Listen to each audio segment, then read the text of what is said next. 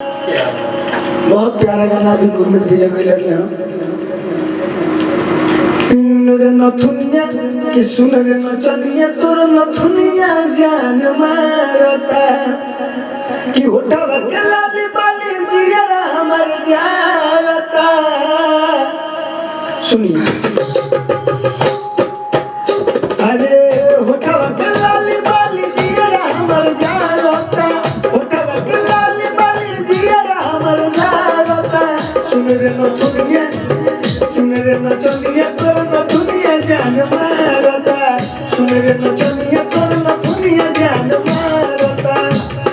देखिए क्या होता है जब हम लोग गाना गावल जाला, जब हमने के कहीं भी गाना गावल जाए, स्टेज पर गावल जाए, चाहे कोनो फील्ड में गावल जाए, कोनो मंदिर पर गावल जाए, चाहे केहू के सामने गावल जाए, स्टूडियो में गावल जाए, तो होता क्या है कि हमें गाना प्रॉपर तरीके से याद नहीं रहता, क्योंकि काफ़ी सारा गाना हमने के तो रोज बनावत रहेंगे गावत रहेंगे, तो ये कई गाना मूड में ना रहेला, बहुत सारा गाना बा, तो उनमें के शब्द जौन बात थोड़ा अलग अलग हो जाला, लेकिन गावे के तरीका आपके ना भूलना चाहिए। गाना भी अगर आप भूलते हैं तो ज़्यादा से ज़्यादा ओकरा के रियाज करा भैया, ओकरा के एकदम रट्टा मार लो। सर जी स्कूलों में कैसे मार मार के एकदम रियाज करावे